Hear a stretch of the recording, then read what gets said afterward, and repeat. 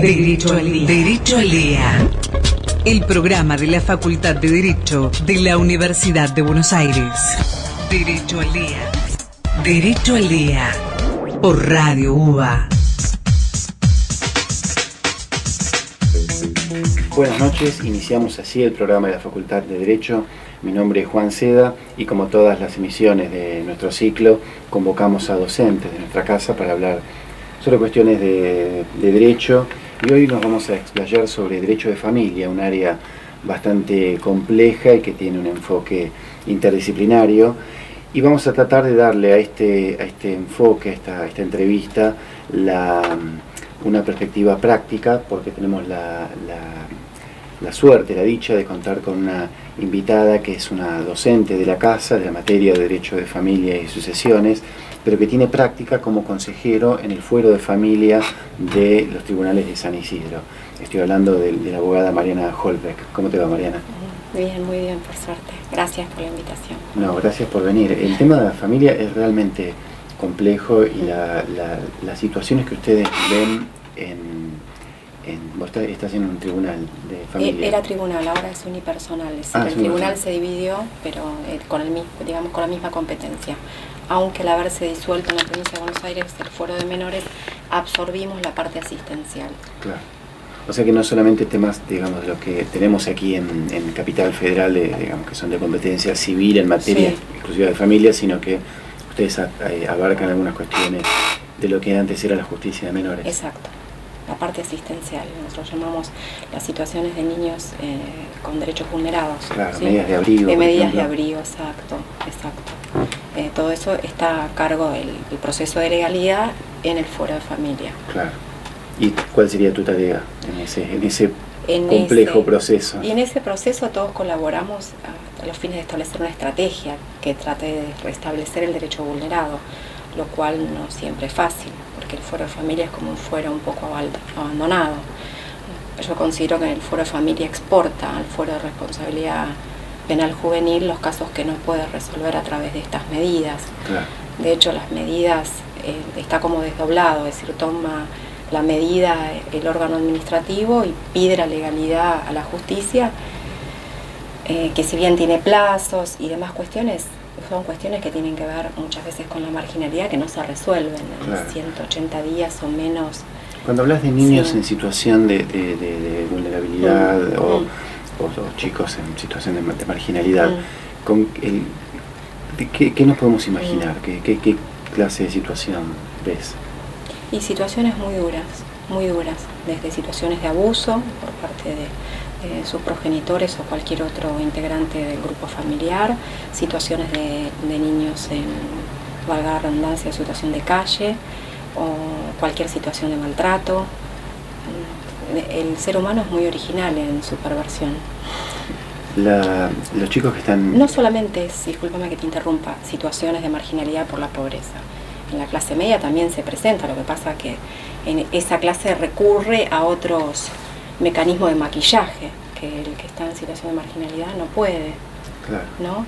El chico que está en situación de calle, que tiene una vida así difícil, ¿tiene algún tipo de posibilidad de incorporarse a otra familia? O sea, no estoy hablando directamente de la adopción, pero... Sí, no, es tal cual. Yo creo que sí, con mucho trabajo. Yo creo que el Foro de Familia tiene muchos integrantes. Yo tengo la suerte, el honor, el privilegio de trabajar con un equipo técnico que tiene mucha vocación, pero sin esa, predisposición para trabajar estas cuestiones es imposible. Porque creo que antes que nada tendría que haber de parte de una preocupación gubernamental por poner a disposición del juzgado los mecanismos para que nosotros podamos trabajar. Claro. ¿No es cierto? No es que solamente con una medida que tome el juez se va a resolver una situación como las que yo te decía anteriormente, que no voy a entrar en detalles para no hacer algo morboso, que no es la idea, ¿no? Sin una decisión política de mejorar el fuero, de poner recursos, de capacitar a su gente, de proteger a su gente, lo único que se hace es emparchar. Por eso yo te decía antes de que nosotros exportamos a los chicos al fuero de penal juvenil. aparte hay una mirada a veces como que un chico, digamos, en situación de calle de 13, 14 años que ya es irrecuperable. Hay una cuestión ideológica con respecto a eso. Yo no considero que sea así. Es muy perverso el sistema, ¿no? Porque lo que no le da después lo termina castigando. Más o menos lo que pasa con el aborto, pero desde otro lugar. Claro. No te da, pero después te castiga porque no hiciste lo que él mismo no fomentó o no te dio. Claro. Y en el foro se ve mucho. ¿Qué pasa con cómo inicia y cómo queda un niño en situación de calle? O sea, es común que los padres de un día para el otro digan andate o se escapan ellos. ¿Qué pasa? Mira, hay uno que es bastante gráfico que nos pasó en el fuero. Una mamá con un trastorno psiquiátrico dejó a su nene de 3 años desnudo con un cartel que decía que Dios te ayude en la puerta de un jardín. Intervino el órgano administrativo en la provincia de Buenos Aires, se llaman servicios locales que dependen de un zonal. Cada servicio local depende, digamos, del intendente, de la intendencia. Es un convenio que tardó muchos años en hacerse porque había una cuestión de puja política de quién iba a poner el dinero para hacerse cargo de esa problemática. Que también esto tiene que ver con las estadísticas, que no las vemos ni las reflejamos, porque esto ahora está a cargo de ellos. Antes eso entraba en el fuero de menores. Es decir, yo siempre creí que la disolución del fuero de menores iba a ayudar. Y hoy extraño el fuero de menores, el viejo patronato, porque dentro de todo el juez era el que arriaba ese proceso desde que aparecía un chico en esta situación como la que yo te describía recién, hasta que se tomara la medida de abrigo. Ahora está desdoblado. Ese chico que apareció en la puerta del jardín, el órgano administrativo ubicó a la mamá y se lo devolvió, ¿no? Y lo volvió a dejar, pero esta vez sin cartel que le incriminara en esa situación, en la misma situación que antes. A Dios gracias, sobrevivió. Claro. ¿De qué edad tenía? 3. 3 años y medio. ¿La mamá qué edad tenía? Claro. Y ahí falló el Estado una y otra vez. Falló el Estado en la atención de esta mujer, fallaron todos los organismos sanitarios. Porque si es la madre a su vez con un padecimiento mental no, también... ni hablar. Por eso, te vuelvo a repetirte que... El entorno no ayuda. No ayuda, ni va a ayudar. Bueno, una visión media escéptica. Mariana, hablaste hace un momento de algo que lo mencionamos, pero sería interesante que lo desarrolles un poco más. ¿Qué es lo que llamás una medida de abrigo? Son lo que nosotros antes como una medida cautelar, entre comillas, para que se entienda, que ratifica la disposición tomada por el órgano administrativo.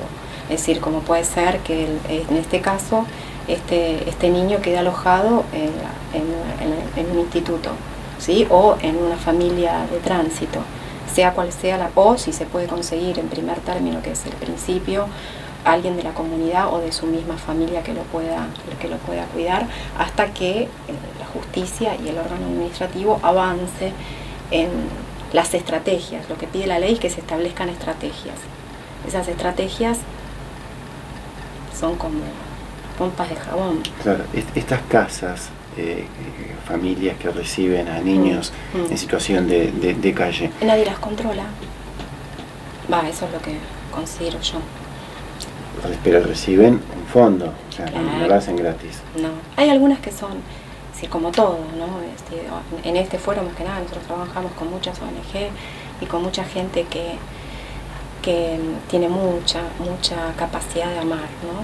Una gran capacidad de amar, porque tomar a un nene en esta situación habla de esa fortaleza del amor, ¿sí, no? Pero el Estado debería preocuparse. Si no, volvemos a lo mismo. Claro. El Estado no debería tercerizar eso, debería el Estado controlar, saber quiénes son. Claro. Es algo muy delicado. Pero ¿te acordás que cuando fue toda la reforma de la ley integral de protección de los derechos del niño, niñas y adolescentes, se intentó dar marcha atrás con la política de los institutos, ¿no? de eliminar establecimientos grandes donde hubiera muchos niños, al estilo penitenciario, ¿no? Como en los institutos de menores. Pero claro, ¿cuál es la alternativa? ¿Cuál es la opción? La opción es que el Estado se haga cargo de la problemática y genere estrategias saludables y que no sigan vulnerando el derecho, ¿no? Porque yo creo que aparte acá se corre contra el tiempo. Es decir, entra en el aparato, en el sistema. Esta situación que yo te describía recién, de este niño que apareció, es decir, ya con un cartel que dice que Dios te ayude, claro. A alguno le tuvo que llamar la atención de que Claro. no estaba para restituirse a la progenitora. Esto ya no tiene que ver ni con lo jurídico, ni con lo interdisciplinario, ya es algo un poco más grosero, me parece a mí, ¿no? De sentido común. Exacto. Estamos hablando con Mariana Holbeck, que es profesora docente de la facultad en la materia de Derecho de Familia y Sucesiones. Vamos a hacer, si te parece, Mariana, la primera pausa del programa y volvemos en un momento con el programa de la Facultad de Derecho. Dale. Derecho al Día. 87.9. Derecho al Día. El programa de la Facultad de Derecho de la Universidad de Buenos Aires. Continuamos con el programa de la Facultad de Derecho, hoy con la muy grata presencia de Mariana Holbeck. Mariana, estabas hablando hace un momento de la dificultad de mantener estas situaciones de niños en condición de vulnerabilidad y cómo interviene la justicia y cómo a veces es muy difícil hallar soluciones eficientes en contextos realmente complejos, ¿no? Sí. de vulnerabilidad social, Sí. en algunos casos de violencia.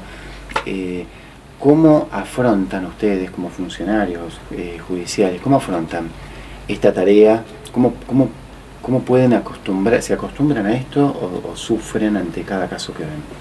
No, hay casos que quizás te duelen desde otro lugar o por tu propia historia o por la edad de tus hijos. Hay algo que refleja inevitablemente. El tema de que sean niños siempre hace que sea más doloroso, ¿no? Porque es como la imposibilidad de todo, ¿no? Es como ver el sello de que van a cargar toda su vida.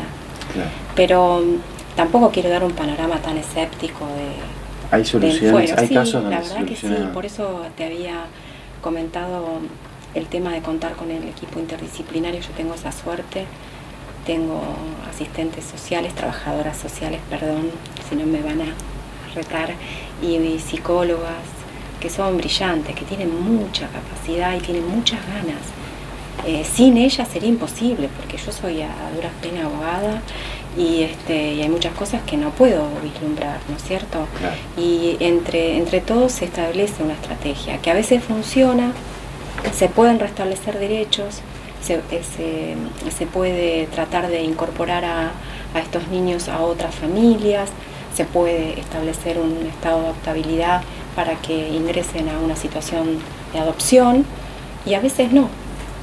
Es decir, por lo general, aparte, estos conflictos tienen a más de un chico, no es que es uno solo. En este caso que yo te contaba, la particularidad que era uno solo, pero cuando se encuentra uno empieza como a buscar, ¿no es cierto?, el árbol genealógico, y son un montón, ¿no es cierto? Entonces hay que trabajar no solamente con ese que apareció el síntoma en el colegio o en el hospital o en situación de calle, sino que eso va a dinamitar un montón de otras situaciones de riesgo. Claro. ¿No? Acá estamos hablando, vamos a aclarar que estamos hablando de la justicia en materia de derecho de familia, en materia de situaciones de abrigo, no la justicia penal, no en niños en conflicto. Con la ley penal. Claro. Ahora bien, sí estamos hablando de niños en una condición de vulnerabilidad bastante extrema, por eso interviene el sistema judicial. ¿Qué puede hacer el sistema judicial para ayudar a la vida en concreto de esos niños? Más allá de que uno tiene el discurso de restablecer derechos, Sí. en concreto, ¿qué puede hacer para ayudar a esos niños?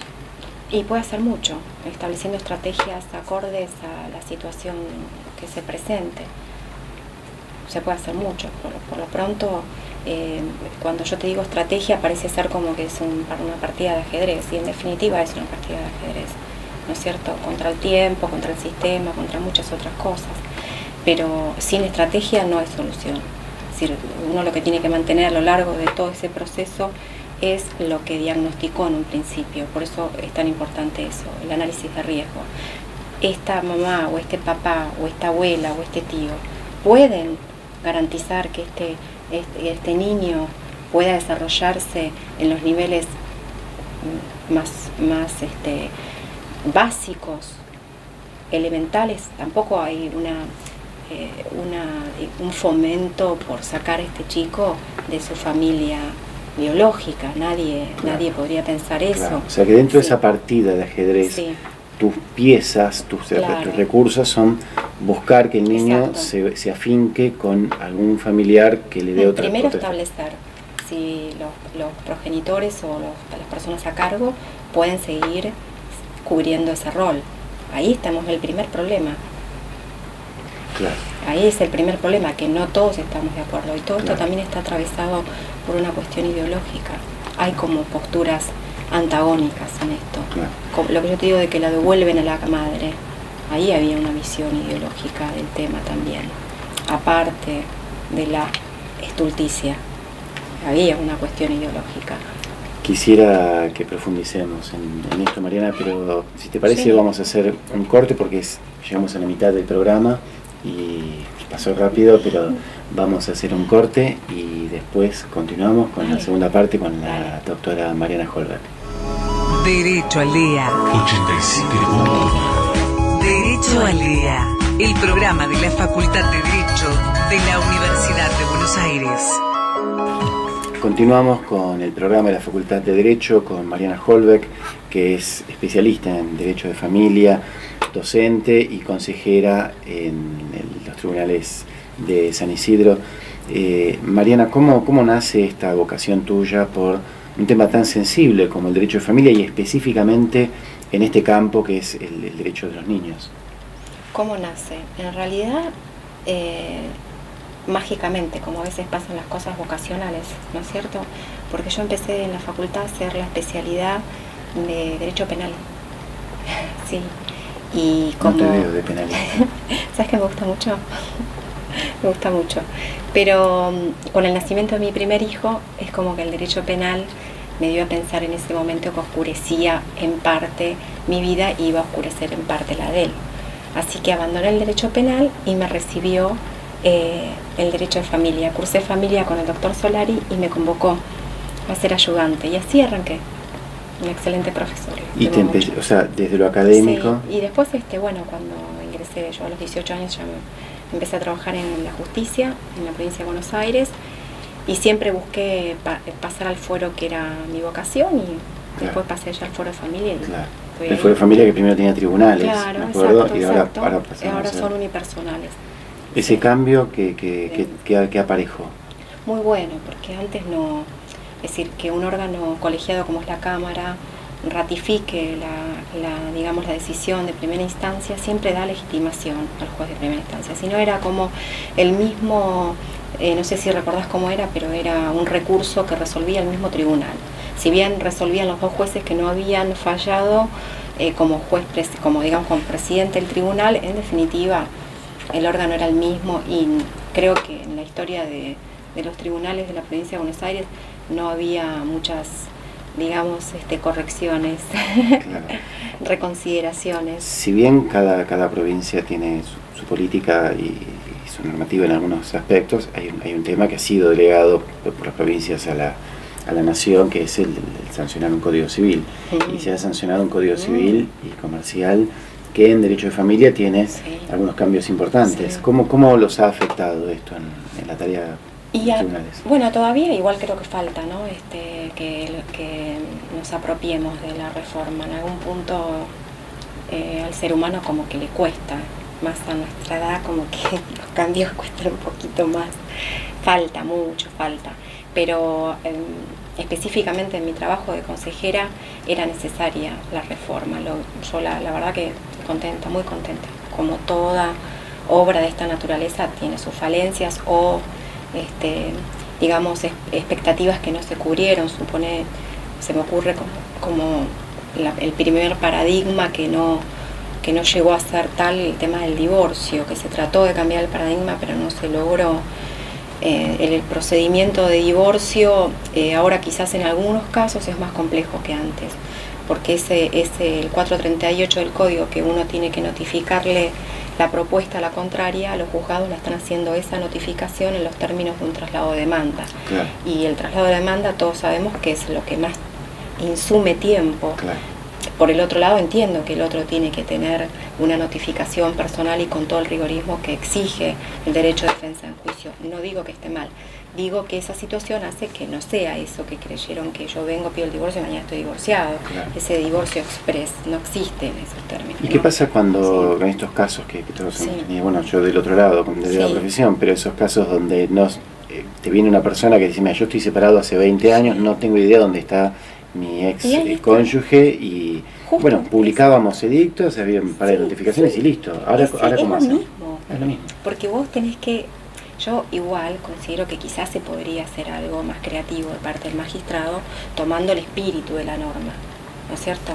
De hecho, mirá cómo es la recepción a nivel social, cosa que cuando uno lo vive tan al momento de la reforma, no la puede percibir como cualquier otra reforma, que vos la mirás, digamos, ya habiendo pasado. Entonces tenés la 23.515, tenés todos los años y decís, bueno, esto mirá cómo se fue si vos tomás quizás jurisprudencia cercana a la sanción, era una respuesta, y si vos tomás la jurisprudencia más lejana, era otra. Esto es lo mismo.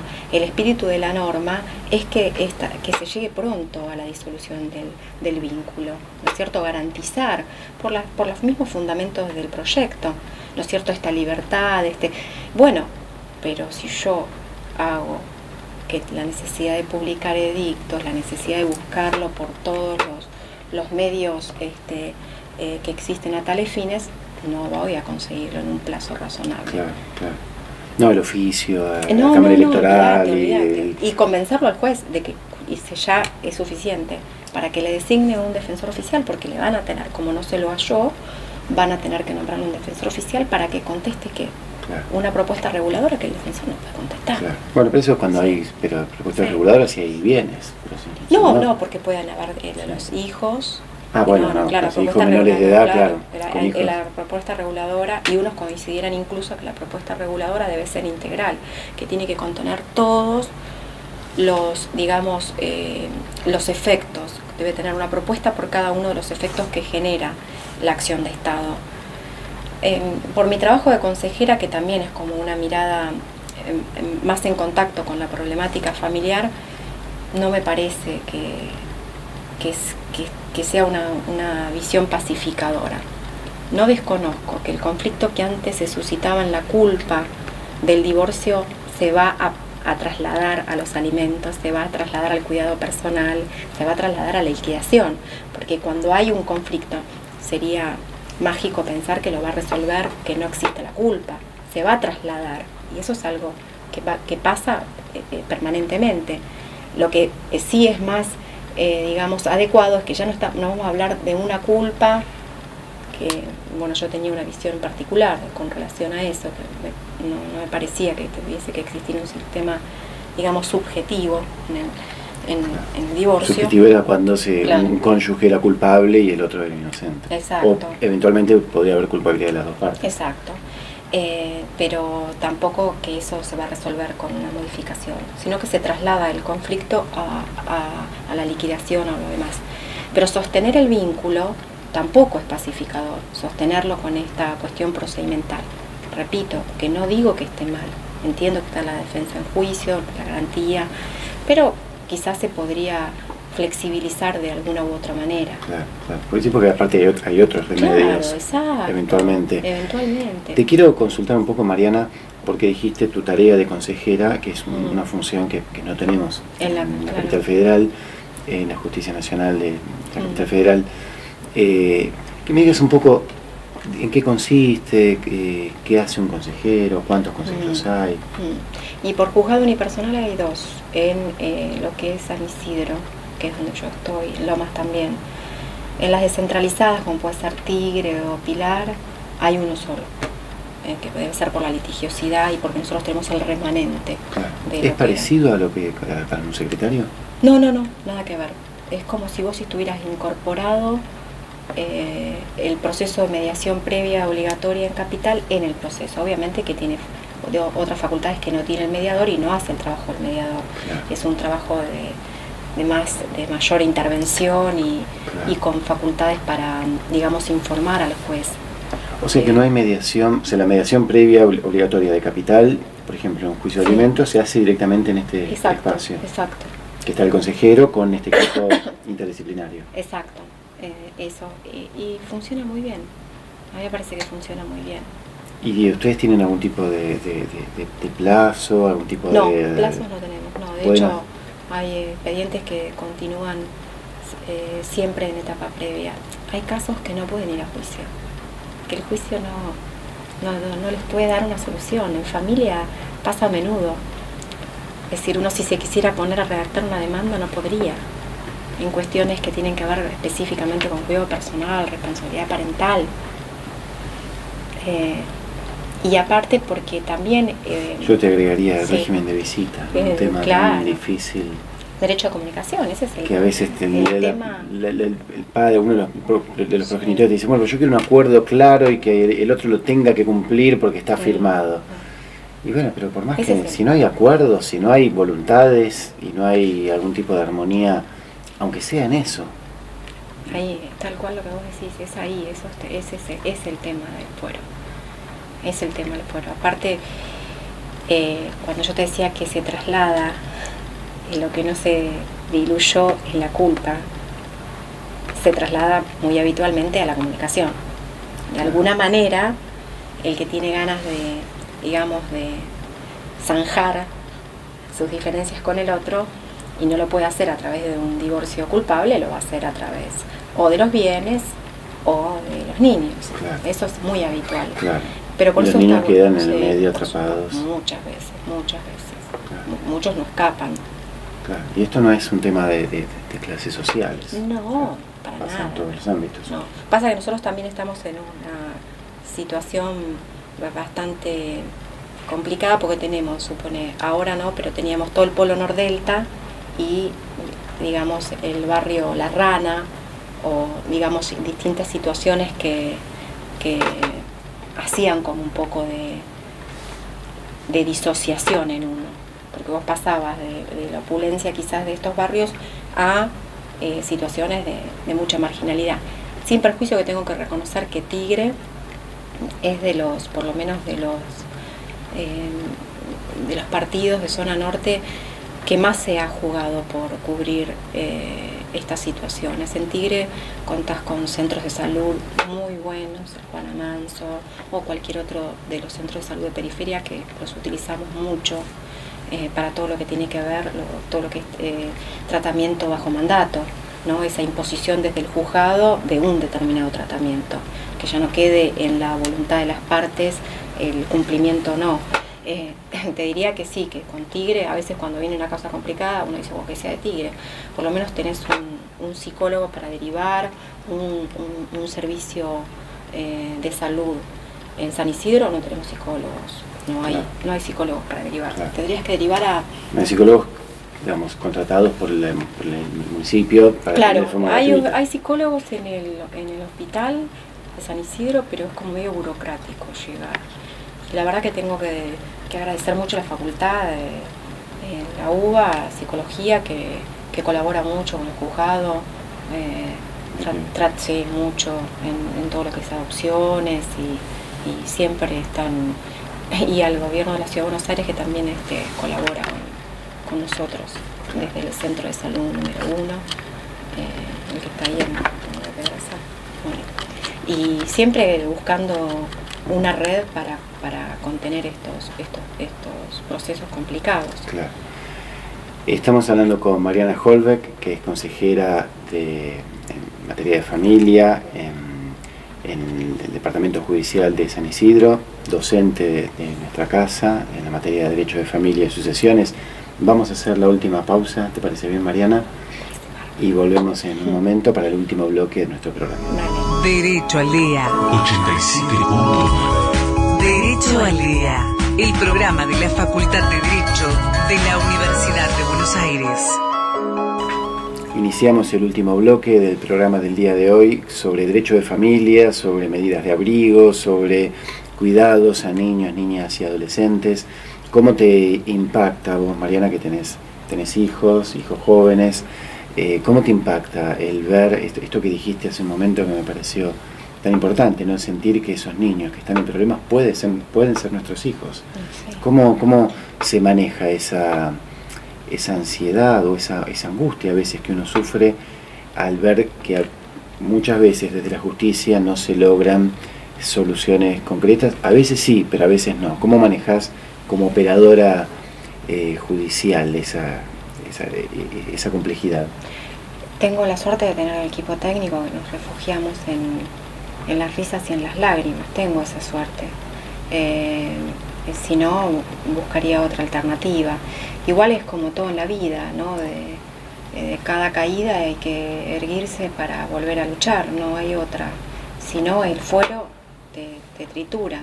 No es un fuero de muchas satisfacciones, por supuesto que las hay, ¿no? Por supuesto, cuando se entrega, mi juez entrega a algún niño en adopción, es una situación de mucha gratificación para todos los que participamos de esto, pero no es como uno cree que podría llegar a ser el fuero. El fuero es más un fuero de excepciones. Claro. Supone todo el tema de violencia de género, que también está, y violencia doméstica en el fuero de familia. No sé por cuánto tiempo, por ahí como un proyecto de hacer como un foro especial, ¿no?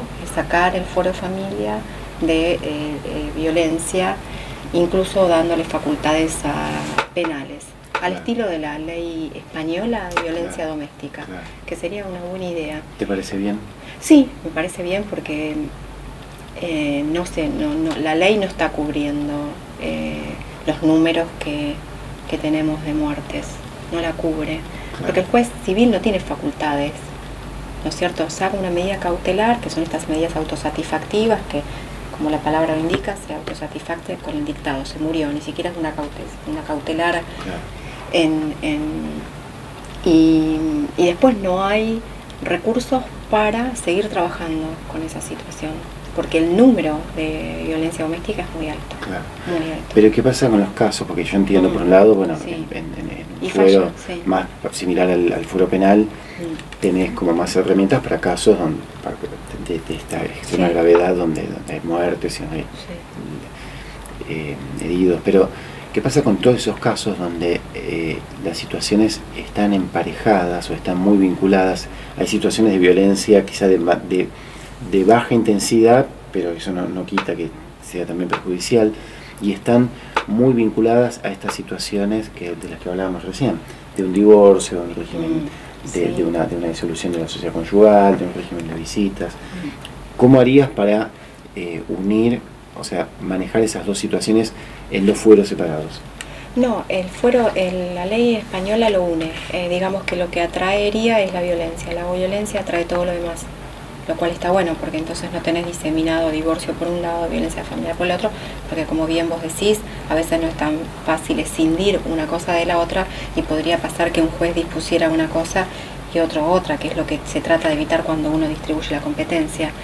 Pero me parece que podría ser una buena alternativa darle facultades penales, aunque el juez no se aboque a la acción de Estado o a los demás efectos de la unión convivencial o del matrimonio, pero darle facultades para poder actuar frente al incumplimiento sin necesidad de recurrir al fuero penal. Sin perjuicio de que considero que el juez puede ser un poco más creativo y quizás hacer una medida más agresiva. Lo que pasa es que a veces es como el cliché de la justicia. Todos hacemos exactamente lo mismo y es como, me das el modelo del 438, ya hiciste el modelo. Y entonces la justicia, yo siempre le digo a los alumnos que si uno no pone en jaque al juez, le cabe el cliché, te va a poner el cliché. Yo si no lo pongo, no hago no por un juez, sino hablo cómo funciona el aparato, en los límites de los números de litigiosidad que tenemos. Si no funcionaría. Si yo me pongo a frenar cada proceso buscando un modelo original, sería una utopía, no se podría hacer. pero sí es necesario ver que giramos sobre el cliché. Claro. Ahora, vos en una instancia como la que tenés en esta consejería, no sé cómo se llama, tenés la posibilidad a través de estos métodos así de resolución alternativa de conflictos, tenés la posibilidad de gestionar otra forma, exacto, o sea, de innovar en cada caso. Exacto. Se hace una estrategia también con el equipo técnico, pues se deriva, esto se llama etapa previa, como que está la etapa de conocimiento, que es el juicio pleno, y la etapa previa, que es esta etapa que está a cargo del consejero, y se van estableciendo estrategias. Cuando no puedo resolver el conflicto en la audiencia, etapa previa, en una o dos audiencias, se deriva al equipo técnico. El equipo técnico hace como una evaluación, que no es una pericia, pues no tiene el rigor de pericia, ni tampoco serviría ese rigor de pericia, porque insumiría mucho tiempo para la finalidad que tiene esa intervención, que es de llegar al consenso. Entonces, en esa derivación que se hace el equipo técnico me hace una devolución estableciéndome las pautas que considera que deberían seguirse para resolver el conflicto, como te decía recién, o el tratamiento bajo mandato, o distintas alternativas que los peritos van sugiriendo. Claro. Ahora, de la etapa previa al equipo técnico, ¿puede volver el equipo técnico a la etapa previa o ya pasa el proceso de conocimiento? No, puede volver, es muy en eso que también pasa siempre en familia, no hay ninguna, la envergadura de lo que está en juego hace que no haya ninguna norma estricta que deba cumplirse como en otro proceso comercial, claro, o por ejemplo en un juicio de alimentos, patrimonial, como si fuera utilizando el Código Procesal de la Nación, de Capital Federal. Vos iniciás el juicio, se está produciendo la prueba, en algún momento el juez puede, a pedido de parte, 36, y se vuelve, pero puede volverlo a volver mandar. En ese caso no vuelve, pero el juez puede disponer la intervención del equipo técnico, no de la etapa previa, porque en los casos asistenciales entra sin etapa previa por la urgencia, ¿no? Medidas cautelares, alimentos, entra etapa previa lo que puede demorarse en el juicio, ¿no es cierto? Si no, habría una violación de la tutela efectiva, que es impedirle al justiciable acceder. Pero lo que puede hacer el juzgado, que suele hacerse, que es bastante común, es disponer, cuando ve que hay una alta litigiosidad o alguna vulneración, disponer la intervención del equipo técnico para que haga una evaluación, sea el proceso de cuidado personal, de responsabilidad parental o de alimentos. Y te hago una pregunta también, nos queda poco tiempo, pero realmente quería para hablar mucho más, pero que me digas algo brevemente sobre la figura del abogado del niño. El abogado del niño creo que no se utiliza porque nadie se discute los límites que tiene el abogado del niño, ¿no? En qué situación es un abogado del niño, en qué situación es un tutor ad litem. Como que la ley en eso, por lo menos hablo de la ley de provincia, en eso creo que lo confunde, ¿no es cierto? Porque hay edades de los nenes que no pueden tener un abogado y necesitan un tutor porque no puede dar directivas. Pero creo que a mí me sirve mucho en las negociaciones, porque los papás lo que menos quieren es tener a sus hijos con un asesor letrado. Claro. Pero cuando hay una crisis en la cual el que viene a representar a su hijo no lo representa, es muy buena la alternativa de que un chico que puede dar instrucciones, 12, 13, depende de la edad y la madurez, y depende del tema también, depende del tema, tenga su abogado, y que su abogado sea el que lleve adelante la defensa de sus propios intereses, que muchas más veces de lo que uno cree están en pugna con sus padres. Mariana, ya como te decía, estamos cerca del final, pero quisiera que este programa, como ya te comenté, está siendo emitido, se está emitiendo en vivo, pero a su vez se graba y se difunde a través de las redes sociales y de la página web de la Facultad de Derecho. Quisiera preguntarte, ¿qué le dirías a alguien que esté dudando sobre si dedicarse o no dedicarse, como abogado, como funcionario, pero dedicarse al derecho de familia? ¿Qué pregunta, Juan? Uno elige sus batallas, ¿no? Me parece que esta es una batalla muy digna de elegir, porque a veces uno se lleva muchas satisfacciones, que es haber podido ayudar a un chico o haber podido ayudar a una persona. Sí, que la elija. Bueno, me parece que no hay mejor cierre que este. Hemos tenido el gusto de charlar ya durante una hora con Mariana Holbeck, que es profesora, es docente de nuestra casa en la materia de Derecho de Familia y Sucesiones. A nuestros oyentes agradecerles por la atención y invitarlos a ver el programa filmado en las redes sociales y en la página web de la facultad, que es www.derecho.uba.ar. Será hasta la semana próxima y muchas gracias por su atención. Derecho al Día 87.9. Derecho al Día, la Facultad de Derecho de la Universidad de Buenos Aires en Radio UBA. Radio UBA 87.9, la radio de la Universidad de Buenos Aires.